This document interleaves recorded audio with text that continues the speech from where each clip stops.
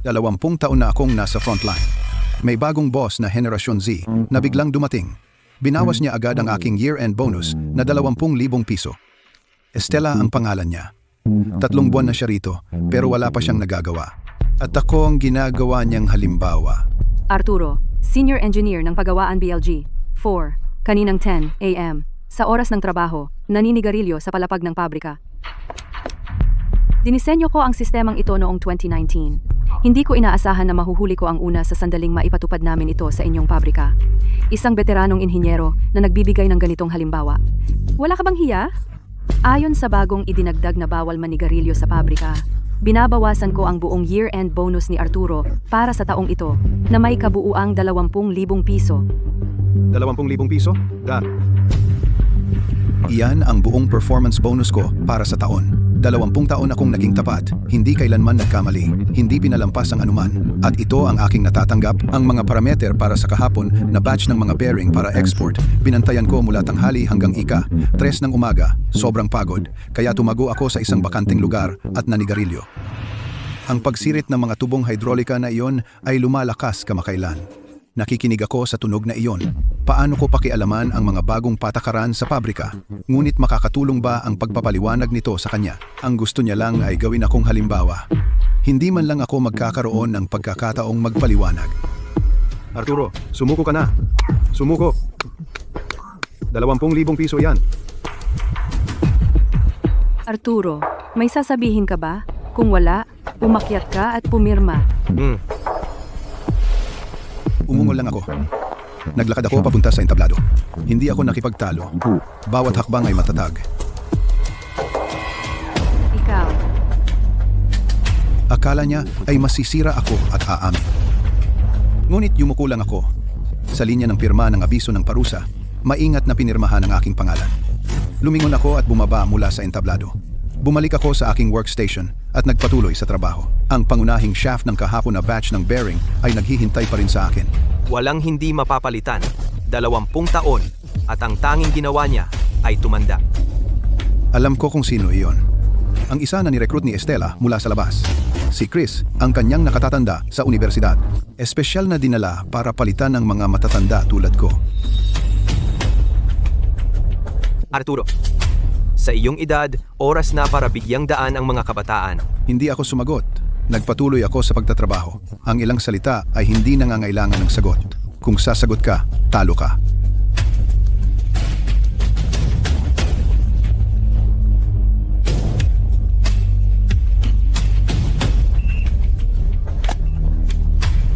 Estela, nalampasan mo na ang aking hangganan. Hoy, Arturo, ikaw ang pinakamaaga gaya ng dati. Kinaumagahan, nasa pabrika ako ng alas 7:30 gaya ng dati. Ito ay isang ugali na pinanatili ko ng mahigit 20 taon. Ngunit nang abutin ko ang controller ng pagpahinid ng pagsasabon, tumigil ako. Ginawa ko ito sa loob ng 20 taon. Walang nagmalasakit. Wala rin akong pakialam kahit wala ito sa aking saklaw ng trabaho.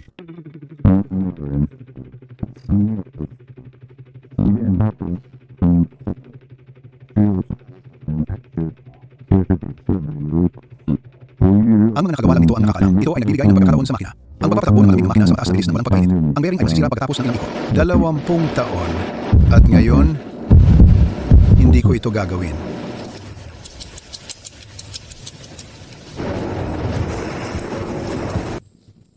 Pagkalipas ng 2 oras, isang malakas na ingay ng metal ang sumambulat sa pagawaan.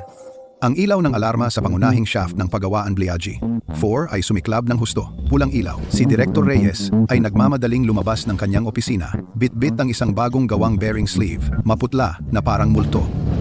Arturo, hindi mo inayos ang mga parametro kaninang umaga.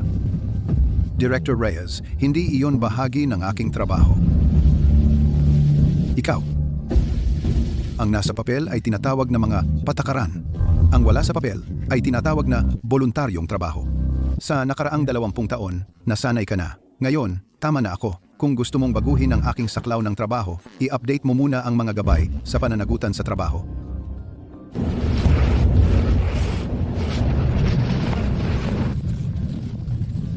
Hindi ba ito ay mga parametro lang ng torque? Kung ayaw gawin ni Arturo, hindi niya kailangang gawin. Hindi naman siya ang tanging marunong. Tama ba, Arturo? Talaga bang iniisip mong ikaw lang? Si Chris ay nagsimulang magpatakbo, binuksan ang interface ng parametro, natagpuan ang halaga ng torque, tinaasan ito ng 2 bingaw, tumigil ang alarma. Ang mga numero sa screen ay naging berde muli. Ang kanyang operasyon ay tama nga, ngunit hindi niya alam. Ang batch na ito ng material ay mas malambot kaysa karaniwan. Ang pagtaas ng mga parametro, ngayon lahat ng susuriin mo ay papasa. Sa tamang agwat, ang puwersa ng press fit ay matatag, ngunit ang pagkakasya sa pagitan ng shaft journal at bearing bore ay masyadong mahigpit. Kapag na-install at tumakbo ng 6 na buwan, ang agwat ay luluwag ng kusa. Wala akong sinabi. Ang ilang bagay ay wala sa manual. Ang ilang aral, ang mga hindi nakikinig ay kailangang matuto sa mahirap na paraan. Kapag tumanda ka, dapat mong matutunang tanggapin ito. Si Shunzi, mahigit 2,000 taon na ang nakalilipas, ay nagsabi na ang estudyante ay naging ang guro. Ngunit ang ilang matatandang fossil ay tumatangging aminin ito hanggang sa mamatay. Sabi niya kung ano ang sabi niya. Ginagawa ko kung ano ang ginagawa ko. Sabi niya hanggang sa mamatay. Saka ako maghihintay. Hindi para sa kanya na mamatay, kundi para siya ay bumangga sa pader na iyon. Ang pader ay nandoon palagi. Hindi pa siya bumangga dito, kaya hindi siya naniniwala. Makalipas ang 3 oras, bumalik na si Director Reyes, taunang pagkakalibrate ng pressure sensor. Sa buong pagawaan, ang tanging may kakayahang gawin ang maselang gawaing ito ay ako lagi. Pero noong abutin ko na ang kasangkapan, tumigil ako. Gaya kaninang umaga. Ang ilang bagay, kapag nasanay ka ng gawin, mas mahirap ang huminto kaysa gawin. Lumingon ako at mula sa metal rack, kinuha ko ang manual ng kalibrasyon ng kagamitan sa pagpindot. Natulala si Director Reyes. Arturo, anong nangyari sa'yo? Na-sleep paralysis ka kagabi? Sa iyong karanasan, hindi mo na kailangan yan. Ito si Director Reyes, na kasama ko ng 15 taon. Sa pulong ng lahat ng empleyado kahapon, nang bawasan ako ni Estela ng 20,000 piso. Isa siya sa mga tahimik. Hindi ko siya sinisisi. Walang madali ang buhay. Pero ang ilang bagay ay hindi na maibabalik. Si tagapamahala Estela ay nag-usap tungkol sa mataas na pamantayan ng bagong panahon. Susundin natin ang mga pamantayan.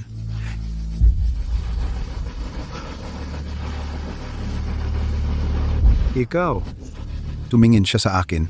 Pagkatapos ay sumulyap kay Estela na nasa malayo. bakit ka nakikipagtalo sa isang bata? Director Reyes, kung gusto niya akong kausapin, hayaan mo siyang pumunta ng mag-isa. Hindi madali para sa'yo na nasa gitna. Bago matapos ang shift, pinanood kami ng buong pagawaan ni Director Reyes. Nakita ni Director Reyes na naghahalongkat pa ako ng manual, sumusunod sa mga hakbang. Hindi na siya napigilan. Arturo, ilang minuto na lang. Ilang minuto na lang at matatapos na. Arturo, tulong naman. Ilang minuto na lang. Pakiusap. Kasabay noon, tumunog ang bell ng pagtatapos. Agad kong kinuha ang aking lunchbox. Director Reyes, pasensya na. Dapat sinabi mo sa akin bukas.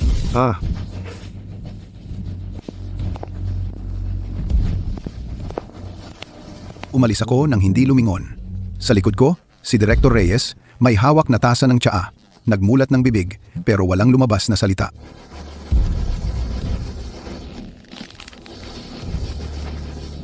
Si Estela, nakatayo sa malapit, ay namumula na ang mukha.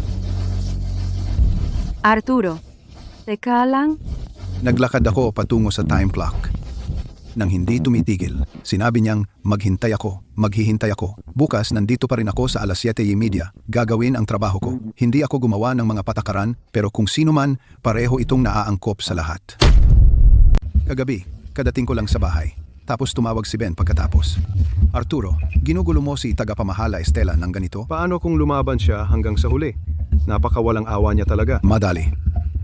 Naplano ko na lahat, matandang kaibigan. Ibinaba ko ang telepono. Hinawakan ko ng mahigpit ang telepono ko. Sa buhay na ito, hindi lang iisang hininga ng pagmamalaki ang habol ko.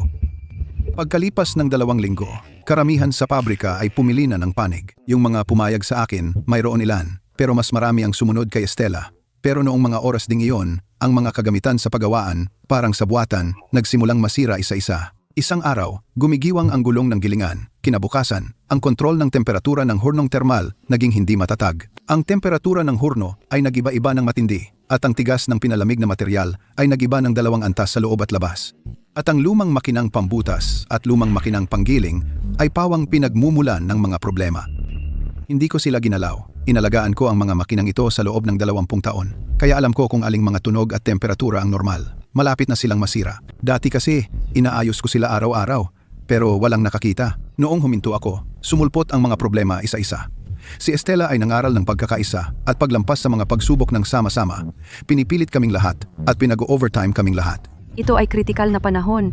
At sino mang kumampi sa akin para sa kanilang taunang performance review, garantisado ko silang A, sino mang humahad lang sa atin. Napatingin siya kay Arturo at hindi natapos ang kanyang sinasabi.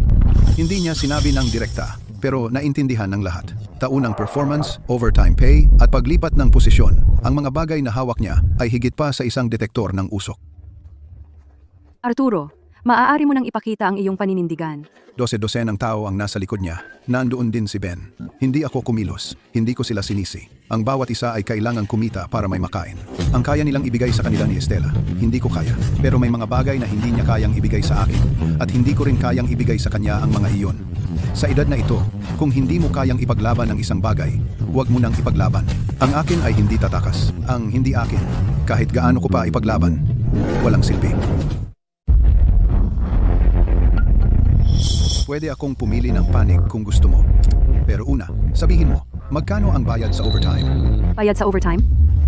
Arturo, wala ka bang konsepto ng mga patakaran? Nandito ka para magtrabaho, hindi para makipag-ayos. Sinabi mo sa amin na sundin ang mga patakaran, kahit na ang mga patakarang iyon. Ay inilagay lang kagabi. Alam kong maraming tao ang hindi masaya sa mga bagong patakaran ng planta. Pero ang patakaran ay patakaran. Kung walang patakaran, anong uri ng bansa ang magkakaroon tayo? Anong uri ng lipunan? Hindi pa banggitin, maliit lang tayong pabrika. Halika rito at pirmahan mo na ang aplikasyon sa overtime. Ang batas sa paggawa ay patakaran din. Ikaw, Tagapamahala Estela, noong pinagmulta mo ako ng 20,000 piso, pinag-usapan mo ang mga patakaran. Ngayon gusto mo akong mag-overtime at pinag-uusapan mo ang dedikasyon. Ang patakaran at dedikasyon kahit isa ay dapat totoo. Hindi mo ako pwedeng pagmultahin gamit ang mga patakaran. At saka asahan ng dedikasyon mula sa akin. Hindi iyon ang mga patakaran. Iyan ay dobleng pamantayan. Tumayo siya noon. 2 beses niyang binuksan ang bibig pero walang lumabas. Akala niya susuko ako pero nakalimutan niya. Siya ang gumawa ng mga patakaran. Ginagamit ko lang ang mga ito. Simula nang dumating si Estela, ito ang unang beses na tumindig ako laban sa kanya sa harap ng lahat. Yung iba sa likuran niya ay nakayuko at ang iba naman ay nakatitig sa akin. Si Ben ay nagtatago sa likod. Palihim akong binibigyan ng thumbs up. C. Gusto mong pag-usapan ng mga patakaran? Sige, pag-usapan natin ang mga patakaran. Ang isang bansa ay may batas at ang pabrika ay may patakaran. Walang overtime, tumigil ang linya. Tumigil ang linya at nanganganib ang trabaho ng 12 ng manggagawa. Kung mabigo ang pabrika, sino ang sisihin mo? Nagtatago ka sa batas, paggawa, pero tanungin mo sila kung okay lang sa kanila iyon. Tagapamahala Estela, naiintindihan ko ang sinasabi mo. Gusto mo lang gamitin ang iba para patahimikin ako, tama? Ang alam ko lang noong pinarusahan mo ako, ginamit mo ang patakaran ng pabrika. Ngayon hinihiling mo akong mag-overtime para sa trabaho ng lahat. Pwedeng magbago ang mga patakaran, pero maging tayo, may overtime pay ba o wala? Arturo, Kung tapos ka na, babalik na ako sa trabaho. Iyan ang pinapasahod sa akin. Tungkol sa overtime, hanapin mo ako kapag nagdesisyon ka na. Siya ay todo sa patakaran. At ako ay naninindigan sa aking prinsipyo.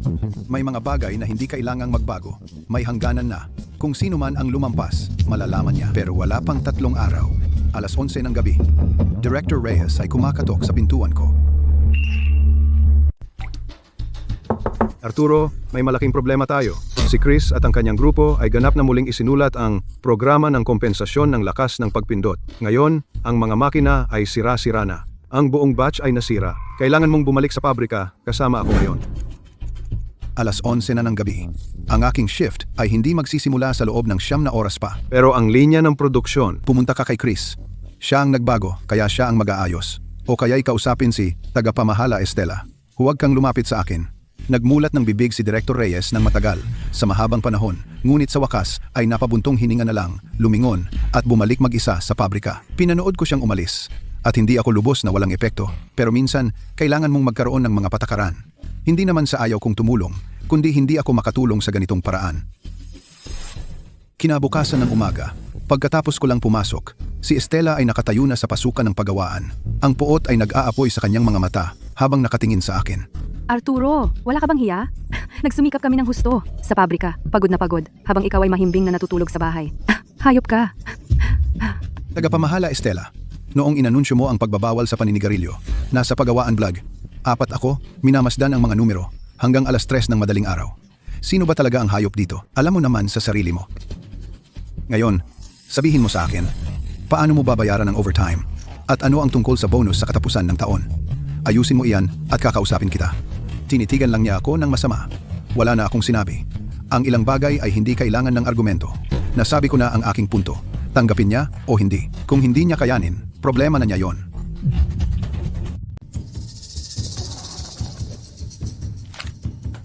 Sige, magiging makatuwiran ako at susunod sa mga patakaran.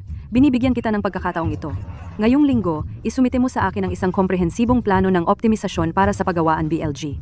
4. Mula sa kagamitan hanggang sa proseso, bawat hakbang. Isa kang senior engineer, bahagi ito ng iyong trabaho. Tingnan natin kung sino ang mas matigas, ikaw o ako. Napalingon si Estela at sinarado ng malakas ang pinto. Nayanig ang alikabok mula sa pintuan. Tiningnan ako ni Direktor Reyes. Ang tingin na iyon ay tila nagsasabi, Arturo, sa pagkakataong ito, malalagot ka. Wala akong sinabi dahil sa ilang bagay, ang pagsasalita ay walang kabuluhan. Makalipas ang isang linggo, inilagay ko ang pinasimpleng bersyon ng komprehensibong plano ng optimisasyon para sa pagawaan Bling. 4, sa harap ni Estela, suminghal siya at binuksan ito, tiningnan at inihagis sa mesa. Komprehensibong plano ng optimisasyon para sa pagawaan Blenggol. Number 4. Bahagi isingwibong 2 linya lang. Unang linya, mga pangunahing issue. Ang mga pangunahing kagamitan ay hindi naayos ng maayos sa loob ng maraming taon. Lubhang bumaba ang pagganap. Ikalawang linya, mga inirekomendang hakbang upang maibalik ang orihinal na pananagutan ng teknikal na pinuno para sa pagawaan BLG. 4. Hindi ako nagsulat ng pangalan, pero alam ng lahat kung sino iyon. Arturo, pinipilit mo ako. Kung gusto kitang habulin, mas malala pa sa pagbawas ng 20,000 piso ang kaya kong gawin. Humingi ka ng tawad ngayon, at bibigyan pa rin kita ng paraan para makalabas. Sinusubukan mo bang makipag-usap sa akin ng mga alituntunin o sinusubukan mo akong takutin? Hindi ako nagpaligoy-ligoy sa kanya. Binuksan ko ang file niya sa phone ko. Itinutok ko ang screen sa kanya. Pangunahing Universidad ng Probinsya, Mechanical at Electrical Engineering. Nagtapos mula sa Universidad ng Ilog Lambak. Pero kahit gaano kakagaling, hindi mo kayang ayusin ang mga problema sa pagawaan BLG. Offer, dahil ang ilang bagay ay wala sa iyong mga manual, wala sa iyong mga database, nandito lang. Tagapamahala Estela, humingi ka ng tawad sa akin ngayon at maaari pa nating pag-usapan ito. Kung hindi ka humingi ng tawad, ang problema sa pagawaan Bligram 4 ay hindi mawawala. May iba ka pa bang sasabihin sa akin?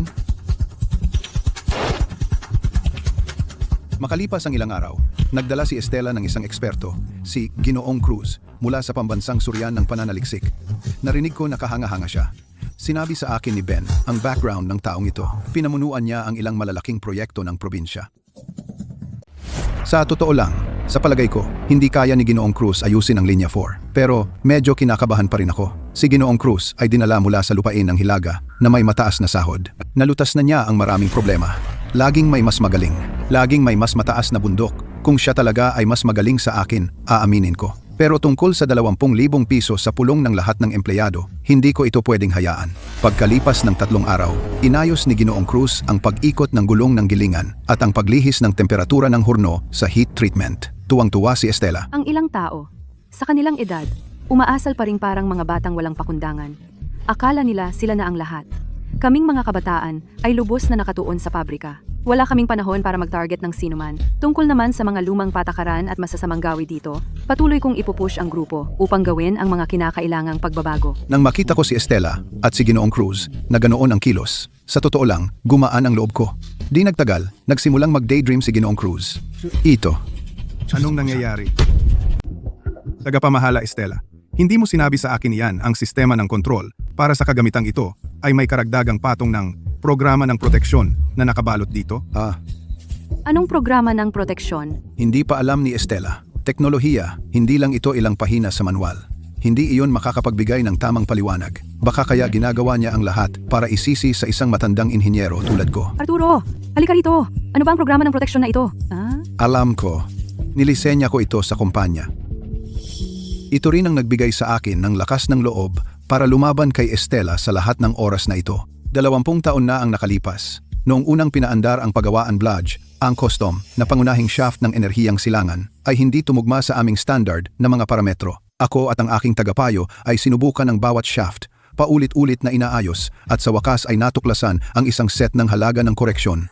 Sa araw na natapos naming isulat ang mga ito, sinabi sa akin ng aking tagapayo, huwag ilagay ang bagay na ito sa manual. Maraming tao ang kayang mag-adjust ng mga parametro, ngunit kakaunti ang tunay na nakauunawa sa mga detalye. Kung isusulat mo ito, kahit sino ay maaaring makialam. At kung masira nila ito, walang makakapag-ayos. At pagkatapos mamatay ng aking tagapayo, ako na lang ang nakakaalam kung paano tumatakbo ang sistemang ito at kung bakit ganoon ang takbo nito. Tagapamahala Estela, ang mga karapatan at patent para sa programang ito ay nasa aking mga kamay. Nilisenya ko lang ito sa kumpanya ng libre. Kapag inayos mo na ang nangyari dati, bubuksan ko ang mga pahintulot. Naging tahimik ang buong pagawaan. Wala na akong sinabi. Ako ang may karapatan sa programang ito. 20 taon na ang nakalipas. Ibinigay ito sa akin ng aking tagapayo. Hindi ko ito tiningnan bilang pakinabang. Pero ngayon, may mga bagay akong kailangang linawin. Sa mga sumunod na araw, hindi ako pinuntahan ni Estela. Hindi rin dumating si Ginoong Cruz. Kakaiba ang katahimikan sa paggawaan. Sinabi sa akin ni Ben na ikinulong ni Ginoong Cruz ang sarili sa control room at sinubukang ayusin ito sa loob ng 3 araw. Sa umaga ng ika-4 na araw, nang pinindot ng operator ang start button, lahat ng mga screen ng kagamitan biglang naging ganap na pula. Isang linya ng puting code ang lumitaw sa gitna ng screen na nagsasabing nag-expire na ang otorisasyon. Simula ngayon, ang buong linya ng produksyon ay patay na para na itong basurang bakal at ang export order ay kailangan na sa loob ng 3 araw o ihatid ang mga produkto o bayaran ang multa. Sa wakas ay naunawaan ni Estela na hindi malulutas ang ilang bagay sa pamamagitan lang ng pagdala ng isang eksperto. Maya-maya o huli, kailangan naming mag-usap ulit niya. Arturo, nakikipagtalo ka sa akin kanina. Hindi ba para lang iyon sa 20,000 pisong year-end bonus? Makinig ka, basta maayos mo ang linya 4, babayaran kita sa loob ng 1 linggo. Tagapamahala Estela, hindi ito tungkol sa pera. Sa pulong ng lahat ng empleyado na iyon, pinaakyat mo ako sa entablado at pumirma. Sinabi mo sa harap ng libu-libong tao na nagbibigay ako ng masamang halimbawa at wala kang hiya. Tungkol sa usaping sigarilyo, masyado kang mahigpit sa akin. Kailangan kong sabihin mo ito sa publiko. Ipinukpok ni Estela ang kanyang mga kuko sa palad. Tinititigan ako ng matindi. Pagkalipas ng ilang sandali, sa wakas ay nawalan siya ng pasensya. Arturo, binubuli mo ang isang junior. Pinubuli ang junior? Noong pinagmulta mo ako ng 20,000 piso, bakit hindi mo sinabi na junior ka noon? Pinalitan mo ang mga patakaran ng pabrika.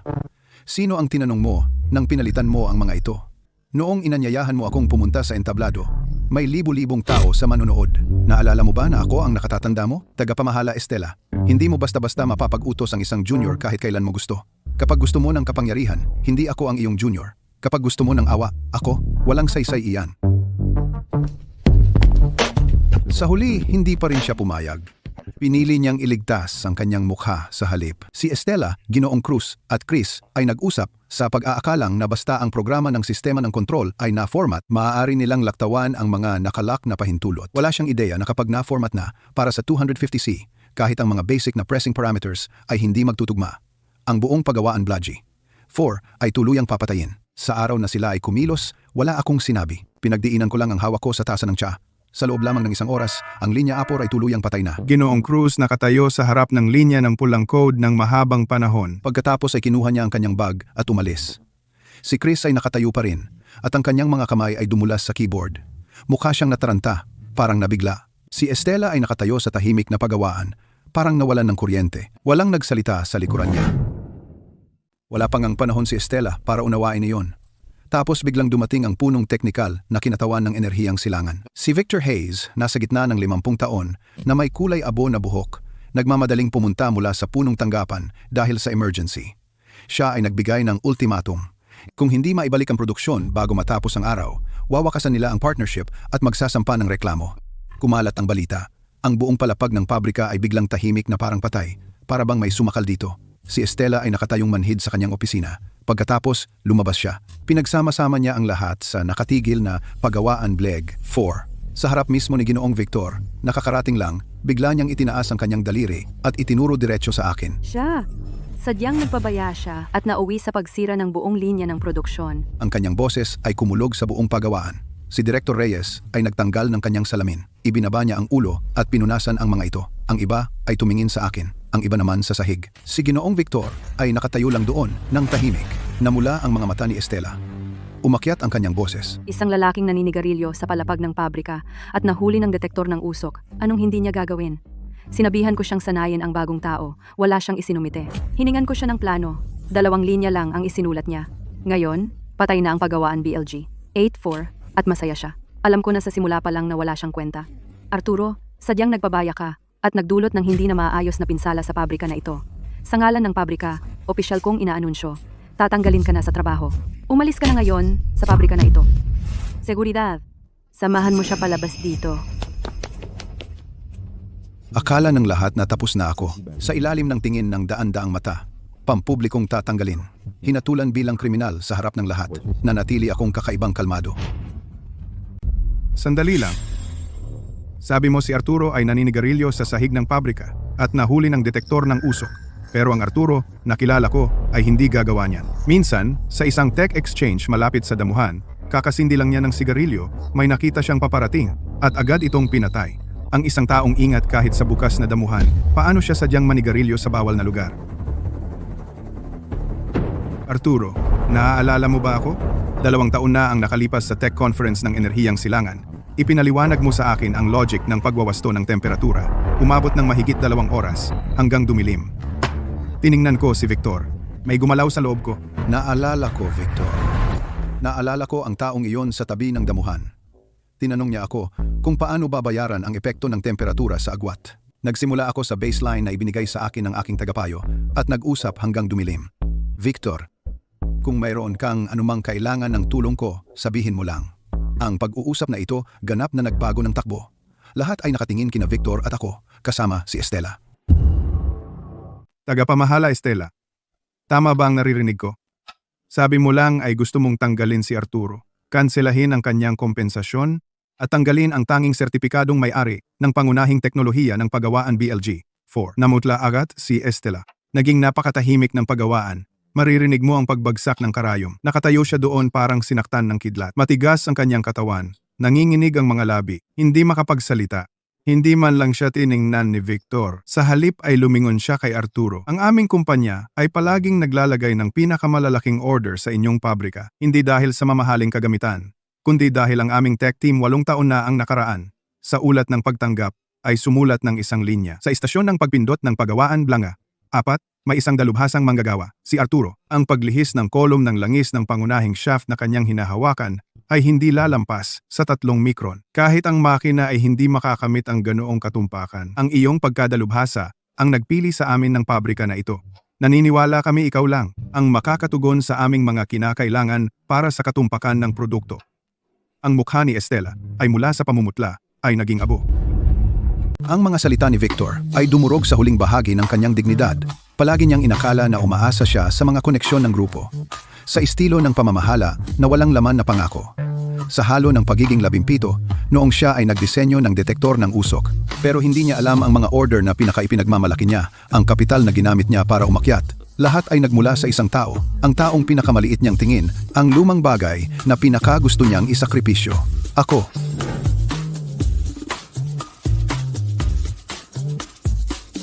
Tagapamahala Estela. Ngayon, ikaw ba? Magbibigay sa amin ng paliwanag? Umindayog si Estela. Muntik na siyang mawalan ng balanse. Likas na tumingin siya sa karamihan, ngunit ang natagpuan niya ay mga matang umiiwas o nagpapakita ng paghamak. Si Chris ay umurong sa likuran ng karamihan. Ang kanyang salamin na may gintong gilid ay dumulas sa dulo ng kanyang ilong. Si Ginoong Cruz ay wala na. Gusto ni Ginoong Victor na ibalik ko ang Pagawaan Bludge 4 at patakbuhin ito ng mas mahusay kaysa dati. Kaya ko ito. Arturo, ano ang kailangan mong gawin namin? Ginoong Victor, salamat. Salamat sa sinabi mo, pero hindi na ako. Empleyado ng pabrika na ito. Inanunsyo lang ni tagapamahala Estela na tinanggal ako. Kung gusto mo pa ring ayusin ko ang linyang ito, Gagawin ko ito bilang isang independenteng technical na konsultant. Pero may 3 akong kondisyon. Sige. Una, Si tagapamahala Estela at ang kanyang mga tao ay dapat umalis. Hindi ang pabrika, ang paggawaan Blake. 4 lang. Ibig kong sabihin kung saan ako nagtatrabaho. Habang inaayos ang linya, ayokong makita sila. Pangalawa, pinahiya ako ni tagapamahala Estela sa publiko. Kailangan ng pabrika na ituwid ito. Hindi isang paghingi ng tawad, kompensasyon para sa pinsala sa aking reputasyon at emosyonal na pagkabalisa. 2.8 milyong piso. Pangatlo, bilang isang independenteng technical na consultant, sinisingil ako kada oras. 56,000 piso kada oras hanggang sa maging normal muli ang paggawaan Blage. 4. Nanlaki ang mga mata ni Ben sa tabi ko. Hinubad ni Direktor Reyes ang kanyang salamin at isinuot muli. Pumuti ang mukha ni Estela na parang papel. Arturo, naiintindihan ko ng lubos ang 3 kondisyong ito. Enerhiyang silangan, bilang pinakamalaking kasosyo ng paggawaan BLG. 4. Ay lubos kang susuportahan. Makikipag-ugnayan ako kay Ginoong Santos sa ang grupo ngayon din. Ipapasa ang iyong mga kondisyon at itutulak ang mga ito.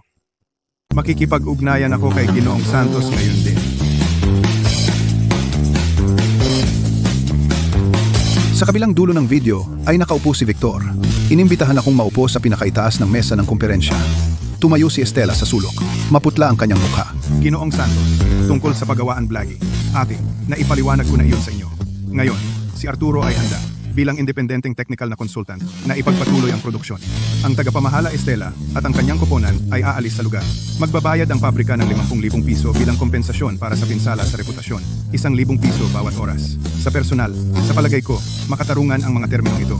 Ang kasanayan ni Arturo ay naging pundasyon ng aming 8 taong pakikipagsosyo sa inyong pabrika. Ang hinihingi niya ngayon ay isang paliwanag at respeto lamang. Sana seryosong isaalang-alang ito ng grupo. Ang ituro sa inyong pagayon. Kung hindi na makapaghintay ang aming mga order. Hindi nagsalita si Victor ng kahit isang hindi kailangang salita.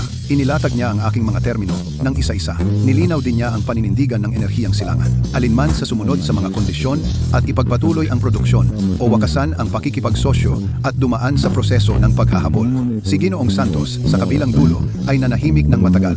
Natigil ang kanyang mga mata sa akin. Tumingin ako pabalik sa kanya. Wala akong utang sa kanya. At alam niya iyon.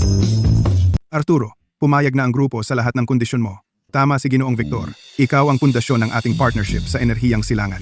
May utang na paliwanag sa iyo ang pabrika. 50,000 dolyar na kompensasyon. Nasa account mo na iyan sa loob ng 1 oras. Sinuspinde agad si Estela habang iniimbestigahan. Lahat ng dinala niya ay ililipat din. Ini-escort ng seguridad sa paggawaan vlog. 4 si Estela palabas. Nang ina-escort si Estela palabas, dumaan siya sa akin. Hindi niya ako nagawang tingnan. At hindi ko rin siya tiningnan.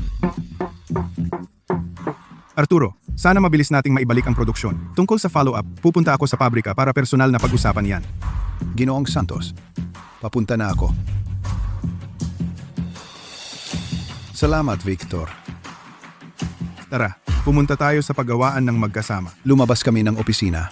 Tahimik na tahimik ang pasilyo. Nauna akong naglakad. Sumunod siya sa likod. Hindi bilang kliyente at technical consultant, kundi parang 2 teknisyan na mag-aayos ng linya na kailangan ayusin. Tapos na ang nakaraan. Ang trabahong kailangan gawin ay nasa harap pa rin natin. Lumabas ako ng opisina. Sa labas ay ang paggawaan. Automatikong naghiwalay ang mga tao para sa akin. Walang kahit anong ingay. Nakatingin lahat sa akin. Iba ito kumpara dati. Hindi tulad ng nakatingin sa isang nasibak. Kundi sa isang dalubhasang manggagawa. May bumulong sa paggawaan. Bumulalas ang sigaw ng Arturo, sinundan ng malalakas na palakpakan. Sunod-sunod ang pagsigaw ng Tagay. Biglang nag-igting ang paggawaan. Naglakad ako papunta sa sirang istasyon ng pagpindot. Puro pula ang screen, para bang pusong tumigil. Isinuot ko ang aking salamin sa pagbabasa. Umupo ako. Inilapag ko ang aking mga kamay sa keyboard. 20 taong walang ginamit ang mga kamay na ito. Sa sandaling dumampi sila, naroon pa rin ang bawat key. Tumabi sa akin si Victor. Nakatayo sa likod si Direktor Reyes. Nasa harapan naman si Ben. Nakataas pa ang kanyang mga kamay galing sa palakpakan. Wala nang ibang ingay sa paggawaan. Tanging tunog ng aking pagtatay. Isa-isa ang pagpindot.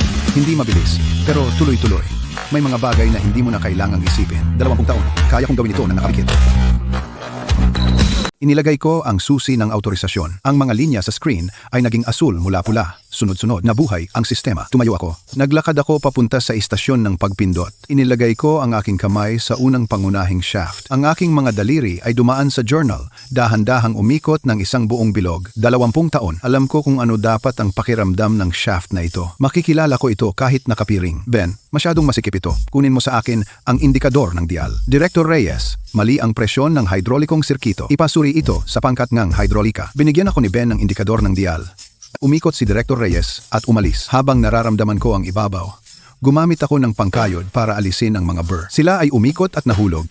Bawat stroke ay eksakto. Lahat ng 20 taong kasanayan. Walang nagsalita sa workshop. Tanging ang tunog ng aking keyboard. Ang pangkayod ay dumudulas sa bahagi. Ang instrumentong panukat ay inilalagay at inaalis. Mabuti. Pinindot niya ang start button. Umugong ang press. Umikot ang conveyor belt. Inilagay ng manggagawa ang indikador ng dial sa bagong pangunahing shaft. Una, agwat 0.022. Pangalawa, 0.023. Pangatlo, 0.022. Eksakto. Lumakad si Victor papunta sa istasyon ng inspeksyon. Nakatitig sa hanay ng datos at bumuntong hininga ng malalim. Arturo, kailangan talaga ang mga kamay mo. Malinis na ang datos ng makina. Sumandal ako sa aking upuan. Ang pangkayod sa aking kamay. Ang hawakan nito ay basang-basa ng pawis sa loob ng 20 taon. Ay makinis at makintab. Nagbibigay ng manilaw-nilaw na kislap. Nakatayo si Ben sa gitna ng mga tao. Pula ang kanyang mga mata at tumango sa akin. Tumango rin ako pabalik. Sa pagpapatakbo ng full-line test, Pinakuha ko si Ben ng ilang mga tao sa pinakamatandang tubong hydrolika sa ilalim ng puno ng sikamoro. at i-disassemble ito. Gabi bago ang pulong ng lahat ng empleyado. Noong yumuko ako sa ilalim ng puno para magsindi ng sigarilyo, ang sumisitsit na tunog na narinig ko ay hindi guni-guni. Itong tubo ay malapit ng masira. Ilang takbo pa at sasabog ito at ang buong linya ay kailangang isara. Pinapunta ko ang inspektor ng kalidad para dalhin ang analytical na spektrometro at nang lumabas ang resulta, lumapit si Ben para tingnan at namutla siya. Hindi iyon ang orihinal na tubong haluang metal mula sa lupain ng Hilaga, kundi isang regular na tubong bakal na karbon na may ginamot na ibabaw at ang lakas at resistensya sa presyo nito ay halos 1/4 lamang ng orihinal. Marahang inilapag ni Ben ang tubo ng walang salita. Dahil 20 taon na ang nakalipas, sila ni Sam ang magkasanib na nag-install ng bahaging ito ng tubo. Inilabas ko ang mga talaan ng pagbili at nakita kong ang batch na ito ng tubo ay na-install 1 buwan na ang nakalipas, pagkatapos lang ng pag-upo ni Estela sa panahon ng pag-upgrade ng kagamitan. Ang kontrata sa pagbili ay pinirmahan ni Estela at Ginoong Cruz. Sila ay tumanggap ng kickback at pinalitan ng orihinal na pyesa ng murang pyesa. Kaya't ang pagawaan bludge, Hydro ay nagkakaroon ng problema nitong mga nakaraang araw. At ang ugat na dahilan ay hindi ang aking sigarilyo o ang pagbabago ni Chris sa mga parametro o ang pag-reformat ni Ginoong Cruz sa sistema. Ito ay ang mga pyesa ng kagamitan na pinalitan at ang aking sigarilyo at ang detektor ng usok na iyon ay nag-trigger lamang ng bomba ng maaga. Ipinadala ko ang ulat ng inspeksyon at ang kontrata sa pagbili kay Victor na may kopya kay Ginoong Santos sa grupo at dahil matibay ang ebidensya, si Estela ay haharap sa higit pa sa suspensyon. Makalipas ang 3 araw, dumating ang mga bagong tubo. Pinanood ko ang pangkat ng hydrolika na ikonekta ang mga ito bawat seksyon. Pagkatapos ay gumawa kami ng pagsusuri ng presyon. Matatag ang presyon, walang pagbabago. Pinirmahan ko ang ulat ng pagsusuri. Bumalik sa operasyon ang paggawaan link. 4. Pagkatapos i-recalibrate ang mga parameter, ang pangkalahatang kahusayan ay tumaas ng 15%. Ang rate ng basura ay umabot sa pinakamababa sa loob ng 20 taon. Tumayo si Victor sa paggawaan ng mahabang panahon. Nakatingin sa tumpak na pagbasa sa instrumentong panukat. Pagkatapos ay humarap siya sa akin. Arturo, bukod sa kasalukuyang order, nagpasya ang kumpanya na magdagdag ng isang kasunduan sa pangmatagalang pakikipagsosyo. May isang kondisyon sa kasunduan. Kailangan mong maglingkod bilang ang panghabambuhay na technical na consultant para sa proyektong ito. Bumalik ang balita sa grupo at lumipad si Ginoong Santos kinabukasan. Dumating siyang mag-isa na may daladalang briefcase. Diretso siyang pumunta sa aking workstation. Naglagay siya ng tseke para sa 50,000 piso at isang dokumento sa mesa. Arturo, ito ay kabayaran. At ang resulta ng insidente ni Estela. Pagkatapos ay naglabas siya ng isa pang dokumento. Ito ang pinakabagong appointment ng grupo para sa iyo. Binasa ko ang dokumentong iyon. Pangalawang pangkalahatang tagapamahala ng Sanggay sa Silangang Baybayin. Namamahala sa teknolohiya at produksyon. Mayroon ding kalakip na plano ng insentibo sa equity sa ibaba. Kung pumirma ako, magiging senior executive ako ng grupo. Makakatanggap ako ng 2% mga bahagi ng equity. Ang aking taunang sweldo ay ilang beses na mas mataas, pero ibinalik ko ito. Ginoong Santos, hindi ako magiging pangalawang pangkalahatang tagapamahala. Kukunin ko ang tungkulin bilang tech consultant. Mananatili ako sa linya ng produksyong ito. Hindi ako pupunta kahit saan. Maaari nating pag-usapan muli ang sweldo at equity. Hindi ito tungkol sa pera. Ako ay isang dalubhasang manggagawa. Ang aking lugar ay nasa pagawaan, kasama ang bearing na iyon, sa tabi ng mga tubo, hindi sa opisina. Gusto mo akong maupo sa opisina? Pamumuno sa mga tao, pagdaraos ng mga pagpupulong, paggawa ng politika, pagbuo ng mga koneksyon. Hindi iyon paggamit sa akin. Iyon ay sumisira sa akin. Kung inalala ko ang kapangyarihang administratibo, hindi ko sana pinanatili ang parehong pangunahing shaft at parehong linya ng produksyon sa lahat ng mga taon na ito. Sa buhay ng isang tao, ang iyong pinanghahawakan, Alam mo sa sarili mong puso, ang pinanghahawakan ko ay hindi posisyon, kundi kasanayan. Kumuha ako ng isa pang dokumento. Ang kontrata para sa isang panghabambuhay na teknikal na konsultant. Kukunin ko ito. Kung ang pabrika ay may mga teknikal na problema, lulutasin ko sila. Kung ang mga bata ay gustong matuto, magtuturo ako. Ngunit mananatili ako mismo sa linya ng produksyon, hindi pupunta kahit saan. naiintindihan ko. Arturo, isang taong katulad mo, hindi ko pa nakilala dati. Masaya akong nakatrabaho ka. Masaya rin akong nakatrabaho ka. Nakipagkamay ako sa kanya, kamay na sanay sa marangyang buhay, at hinawakan ito ng tapat. Makalipas ang isang linggo, nagdaos ang pabrika ng pulong ng lahat ng empleyado. Pareho pa ring entablado. Ngunit sa pagkakataong ito, ako ang nasa itaas at sila ang nasa ibaba. Ako si Arturo Vance. Simula ngayon, ako ang panghabambuhay na teknikal na konsultant ng pabrika na ito. Hindi ako mag-uusap tungkol sa mga bagong patakaran. 2 bagay lang. Una, para sa lahat ng nasa linyang ito, ang inyong mga kakayahan ay wala sa inyong mga slides o sa inyong mga ulat. Nasa inyong mga kamay ang lahat. Masalam ng inyong mga kamay kaysa sa inyong isip kung ano ang tama. Huwag hayaang sabihin sa inyo ng kahit sino na walang halaga ang inyong karanasan. Pangalawa, mula ngayon, ang pagganap ay tungkol lamang sa trabaho. Kung mahusay ang inyong trabaho, mananatili kayo. Kung mahina ang inyong trabaho, matututo kayo. Hindi matuto, lalayas kayo. Wala itong kinalaman sa kung gaano kayo kagaling magsalita o kung kanino kayo panig. Iyon lang ang sasabihin ko. Arturo, Si Ben ay nasa madla. May luha sa kanyang mga mata. Mamaya, pinalitan niya si Chris at naging direktor ng Pagawaan Bleg. Number 4. Ang apprentice ni Sam, si Leo, pumalit sa aking istasyon ng pagpindot. Pagkatapos ng pulong, naglakad akong mag-isa sa pagawaan. Ang Pagawaan BLG 4 ay tumatakbo ng matatag at malakas. Sumirit ang istasyon ng pagpindot. Gumulong ang mga conveyor belt. At ang tunog ay makinis. Parang isang lumang himig na narinig ko sa loob ng mga dekada. Tapos na ang kabanata tungkol kay Estela Brooks. Ang mga araw kung saan nagsasalita ang kakayahan ay nagsisimula pa lamang.